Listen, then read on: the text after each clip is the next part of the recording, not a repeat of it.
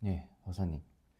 이전 영상에서 학교 폭력에 대한 얘기에서 이제 선생님을 베이스로 얘기를 좀 했다면 이번에는 학생들 간의 학교 폭력을 이야기를 한번 해볼까 해요.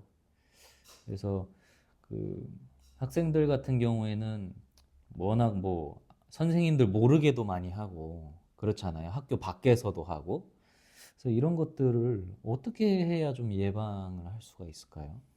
그러니까 우리가 우선 생각하기는 폭력이라는 것은 선생이 하든 학생이 하든 네, 폭력은 같은 거예요. 네, 근데 그걸 전제로 생각을 해야 돼. 근데 학생들이 이제 그런 폭력을 쓰고 주먹을 쓰고 하는 거는 어른들이 쓰는 거하고 좀 다른 거는 자랑하고 싶어. 자랑. 어, 과시하고 싶은 거군요. 과시하고. 자기의 힘을. 주먹 센 놈이 세상이면. 근데 내가 이제 그때 6.25 사변 때니까 학생 폭력에 내가 노출이 많이 돼서 많이 맞았어요. 키는 크고 힘은 없고 불러가지고 골목길에 이래 지키고 서다가 만만한 사람 오라고 그래가 때려요 무조건. 왜 때리냐 물으면 뭐 잔소리 한다고 또 때리고. 네, 그래 안 맞으려면 비는 수밖에 없어. 네, 그래 내가 한번 빌어봐서 잘못됐다. 또 뭐가 잘못됐나 그러면 때려. 음, 그러니까 그런 애들이 있는 골목을 지키는 걸 피해서 돌아다니면서 이제 학교를 가야 되는. 음, 그러니까 얼마나 자존감이 상해. 네, 그래서 내가 장수 도장에 등록해가지고 좀 배웠어. 음, 음. 뭐 단수는 못 하지만 네, 그걸 배우다가 가만히 생각하니까 내가 배워가지고 몇 단을 딴다고 한들 그보다 또 더 잘한 놈이 나와가지고 날 때리면 또 맞는 수밖에 없잖아. 음, 그 폭력으로 다스릴 수는 없겠구나. 음. 음, 근데 이제 내가 힘이 있으면서 그걸 자제하면서 그럼 굉장하지. 네, 근데 그렇지를 못하니까 아 공부하는 수밖에 없겠구나. 음, 이랬는데 대학교 다니면서 내가 등산을 이제 많이 하니까 그 완행열차 타고 우리 동반대들이 이제 산에 산행을 갔어. 네, 그때는 이제 등산복 같은 게 따로 없었어. 없으니까 주로 군복, 네, 군인들 장비를 가지고 등산복을 대신한 거예요. 그러니까 그때는 겨울이 싶은데 스키복을 내가 입었어. 스키복 하는 거 알는지 모르겠다. 네, 스키 부대가 네, 있는 네, 네, 네, 이거 윈 예, 자켓인데 예, 그거 굉장히 크고 네, 어, 뒤집으면 하얗고 또 네, 뒤집으면 뭐 국방색이고 이런 게 있어. 그거 입고 가면 산행이 잘 돼. 그게 이게 서양 사람 몸에만 뚜르게 해놨으니까 내가 입으면 커 헐렁해. 음, 그리고 겨울 동반이기 때문에 안에 속옷을 내가 많이 입는 거야. 네, 추우니까. 네, 속옷을 많이 입고 그놈을 입고 완행열차를 탔는데 열차가 뭐 복잡한 거야. 좌석 말고 서 있는 사람들이 더 많아. 음, 그러니까 꼼짝하기가 힘들어. 그런데 내가 이래 서가지고 있는데 웬 사람이 오더니 말이야. 막 비비고 오더니 덮어놓고 주먹으로 날 때리는 거야. 어, 나는 왜 맞는지도 모르고 말이야. 그 때리기 맞아야지 어떻게. 그러니까 나하고 이제 같이 등반하려고 가던 애들 중에는 막 당숙하는 애들도 있고 뭐 힘센 애들도 많거든. 네, 근데 내가 그때 이제 그 산악회를 만들고 그래 놓으니까 그 산악회 안에서는 내가 형님이라. 네, 근데 형님이 두드려 맞고 있으니까 얘들이 막 쫓아와가지고 왜 그러냐고. 잘 모르겠고 제가 와서 때리는데 뭐왜 때리는지 모르겠다고. 얘 이제 가서 그놈을 잡았어. 네, 잡아가지고 이제 막 또 폭력이지. 몇살 때리고. 그때는 기차를 그 응급 뭐 이거 이리 땡기면 기차가 자전거 또 서는데 네네. 그러니까 이걸 잡아서 어디 인계를 해줘야 되잖아. 그래서 이걸 잡아 당겨가지고 어느 역에서 이제 인계를 해줬는데 이유가 뭐냐면 이게 픽포켓터야. 소매치기야. 근데 지가 거기서 소매치기 하는 걸 내가 봤다고 생각하는. 아, 그게 내한테 들킨 거야. 네. 나는 못 봤어. 그냥 시선이 그거 가 있을 뿐인 거지. 얘가 픽포켓 하는 걸 몰랐어. 근데 얘는 이제 내가 봤다고 생각을 하고 와서 때린 거야. 응? 그러니까 이제 기차에서 섰던 사람이 많이 내려오고 목적지 가까이 되니까 이제 사람이 좀 한산해졌어. 네. 그래서 내가 이래 서 있으니까 그 앉은 사람들의 이 말하는 게 역시 힘센 사람은 저렇게 점잖다 이게. 나를 힘센 사람으로 저렇게 맞고도 말이지. 같이 붙어서 뭐 일에 안 하고 점잖다 이거야. 그래 힘이 있으니까 점잖다. 이런데 난 사실 힘이 없거든. 네. 힘 있게 보인 거는 이 윈자게트 때문에 그래. 윈자게트가 크니까 내가 얼마나 키는 크니까 신체가 좋게 보이겠어. 네네네. 예. 그러니까 이제 사람들 마음에도 다 폭력은 있는데 있는 걸 자기가 나쁘게 쓰지 않고 정의롭게 쓸 수 있는 그런 걸 자기 마음대로 조절할 수 있으면 네. 그거는 우리가 뭐 독립운동 한다고 폭력했다고 그런 소리 하는 건 아니잖아. 네. 근본적으로는 폭력이지만은 네네네네. 그런 거 마찬가지로 선하게 쓰고 이러면 학생들 사이에 그런 거라도 네. 얼마든지 개선시킬 수 있는 거예요. 네. 주먹자랑하는 거예요. 네. 다른 이유들도 있겠지만 그래서 이 동네 주먹, 이 동네 주먹, 어느 주먹이 세가 뭐 이런 거 그런 것도 많이. 그래서 그러면 박사님, 그 최근에 이제 뭐 예를 들면 밀양에서 있었던 뭐 집단 성폭행 막 이런 것들이 오랜 시간이 지나면서 다시 재조명이 돼서 그 당시에 가해자들의 막 신상을 파헤쳐 가지고 막 최근에 그래서 난리가 났었거든요. 어떤 사람은 이제 결혼을 앞두고 있었는데 과거에 그런 일이 있다 그래서 파혼을 당하고, 어떤 사람은 레스토랑을 운영하고 있었는데 그런 일이 있다고 밝혀서 폐업을 하고, 이런 일들 하면서 그 당시에 가해자들이 뭐라고 얘기를 하냐면, 물론 그때 내가 잘못한 건 맞지만 왜 네가 이제 그 대중들이죠. 대중들이 그 신상을 파가지고 자기들한테 이제 또 다른 가해를 가한다고 이제 얘기를 하는 거예요.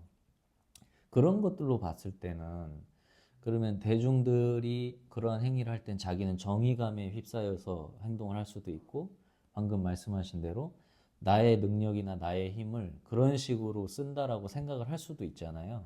그런 나의 폭력성이나 이런 것들을. 그런 것들로 보면 어떻게 볼 수 있을까요? 그러니까 우리가 그런 걸 해석을 할 때 네.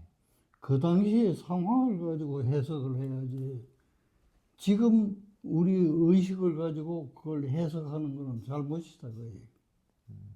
들어맞지도 않아. 그러니까 지금의 이것들을 가지고 과거를 논할 수는 없어. 그때는 때리는 게 정당하다면 때리는 게 맞는 거예요. 그 지금 와서 때리는 게 틀렸다고 해서 뭐라고 하는 건 그건 2차적인 폭력이에요. 그건. 죄로는 할 수 있어도 네. 그런 피해를 줄 정도의 그거는 해서는 안 돼. 그래서 이제 그 사건을 보면요, 이제 밀양에서 그 여중생인지 여고생인가 여중생이 이제 집단 성폭행을 당한 거예요. 남학생들한테. 그랬는데 그 당시에는 이제 학생들이기도 하고 그렇게 뭐 이제 특정 몇몇 인원만 더 이제 좀 세게 받아서 소년원에 뭐 한 1년, 2년 살다가 나오고 그런 식으로 그냥 사건이 끝나버렸거든요. 그리고서 이제 그 집단 성폭행 가해자들이 너무 평범하게 잘 살고 있으니까 그게 이제 대중들은 꼴 보기가 싫은 거죠. 그럼 그래서 이제 신상을 파서 지금에서라도 우리가 처벌하겠다. 법이 처벌하지 못하는 부분을 우리가 처벌하겠다. 약간 이런 식으로 그렇게 가게를 폐업시키고 결혼을 파혼시키고 막 이런 일들이 벌어지는 거죠. 그랬을 때 그 사람들이 어쨌든 이것도 2차 가해다. 막 이렇게 이제 얘기를 하고 있는 그런 상황인 거거든요. 그러니까 법률에서도 시효가 있잖아. 네. 시효가 넘으면 지급이 안 되잖아. 네. 그건 잘 된 거라고 생각해. 시효를 좀 넓히 잡고. 근데 이제 지금의 잣대로 그때를 평가하는 거는 네. 어떤 일이든지 그건 틀린 거예요. 또 그런 말도 있더라고요. 방금 박사님 말씀하신 그 시효를 아예 없애자. 아니면 더 길게 늘리자. 그 시효를 이런 없애는 건 네. 비교육적이야. 음, 그런 일을 하더라도 어떻게든지 교정을 해서 사회생활을 정상적으로 잘할 수 있는 일구조로 만들어야 되는 거지. 네. 그래서 교정이라는 말을 쓰잖아. 네네. 옛날에는 형무소지만 네네. 요새는 교도소잖아. 네네. 그런 입장에서 보면 시효를 없앤다는 것은 그 이제 피해를 입은 쪽에서는 섭섭하겠지만은 네. 사회 전체적으로 봐서는 그런 시효를 둬서 재발할 수 있는 기회는 줘야 될 거예요. 그게 없어진다면 또 다른 문제점이 야기될 수 있다고 보시는 거죠? 그렇게 생각하면 뭐 지금 자대로 보면 조선시대에 살았던 사람은 다 죄인이. 그 사회가 변화하는 그럼요. 거니까. 네. 그러니까 적어도 우리가 사는 요 세대에서는 우리가 사는 동안에 정해놓은 법률에 의해서 살면 되는 거예요. 네. 근데 이 법률을 가지고 옛날에 살았던 사람을 끄집어 들어가지고 적용시키려면 그거는 무리한 점이 있다. 그 말이에요. 사회는 발전하고 뭐 방법도 바뀌고 이 사람이 나쁜 짓을 해서 하더라도 회개해가지고 좋은 일 하는 그런 예도 있잖아. 그 레미제라블 같은 소설 뭐 네. 양발장 빵을 훔치고 끝까지 그 아주 험난한 길을 걷는 거 보세요. 네. 그거는 빵 훔친 죄 대가만 치러본 그 다음에는 자기가 좋은 일 하면 좋은 일을 평가해 줘야지. 빵 하나 훔친 것 때문에 평생 영향을 줘서는 될 일은 아니잖아요. 그렇군요. 그 박사님 말씀을 이렇게 듣다 보니까 조금 다른 얘기긴 한데 일본에 대한 생각도 좀 드는 것 같아요. 어때? 일본이요. 일본. 예. 그래서 역사적으로 봤을 때 어쨌든 우리가 식민 지배를 당했었기 때문에 일본은 지구가 멸망하는 날까지 죄인이 되는 거잖아요. 한국 사람들한테는. 그런 걸로 봤을 때 그런 문제점이 방금 박사님이 말씀해 주신 그런 부분들도 좀 생기는 것 같아요. 근데 일본 사람이 우리를 침략해서 식민지로 만들고 착취하려고 했던 건 사실이에요. 네네. 그 사실을 부인하는 건 아닌데 네네. 왜 착취당할 정도로 우리 정부가 무능했는가를 먼저 생각해야 돼. 우리는 유능한데 저들이 와서 그건 택도 없는 얘기예요. 어떻게 유능한 사람을 식민지로 만들겠어? 그 요새 기록들 나오는 거 보면 예를 들면 토지 같으면 말이지. 토지가 어디서 어디 끄지가 내 땅이고 어디서 어디 끄지가 뭐 국가 땅이고 이 경계가 없는 거예요. 네. 그 일본 사람들이 와서 제일 먼저 한 게 이 토지 조사예요. 경계를 확실히 해가 청량히. 그러니까 이제 일본을 미워하는 사람은 침략하기 위해서 이 청량을 했다. 그것도 맞는 말이지. 네네. 맞는 말인데 내가 생각하기에는 식민지로 만들기는 만들었는데 뜯어먹을 게 별로 없어요. 남한에는 기껏 해봐야 쌀 나오는 거, 쌀도 종자가 시원찮으니까 나오는 양도 별로 없고. 근데 남쪽에서는 이제 농업, 이걸 착취하려면 착취할 수 있어. 그거 착취하려고 들어왔지. 북한에는 산이 많고 자원이 많아요. 네. 그래서 그것도 착취하고 이것도 착취하고 착취하려고 우리를 식민지로 만든 거는 사실이에요. 그런데 태평양 전쟁에서 패망하면서 그걸 다 뺏겨서 그리고 하나도 못 가지고 갔단 말이에요. 이건 나는 어떻게 해석하냐면 강아지를 한 마리 잡아다가 성견으로 키워가지고 잡아먹으려고 했는데 네. 아, 강아지가 크기도 전에 해봐야 돼 버려. 그래서 다 뺏기고 가는 거예요. 그래 지금 이제 두 쪽에서 논의하는 거 보면 한쪽은 전적으로 착취해가겠다 네네네. 이래만 말하고 네. 또 반대쪽에서는 착취한 게 아니라 그 사람들이 학교도 세워주고 농지도 그렇게 해주고 말이지 우리를 근대화시키는데 이바지했다.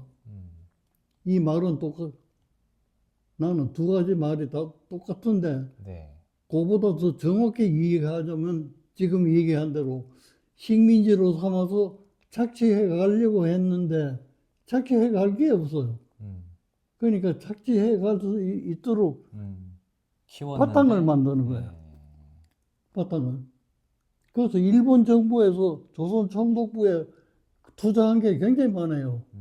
그걸 가지고 공장도 짓고 소풍댐도 만들고 네네네. 이래가지고 좀 뜯어가려고 하니까 태평양 전쟁에 져가지고 하나도 못 가지고 간 거예요.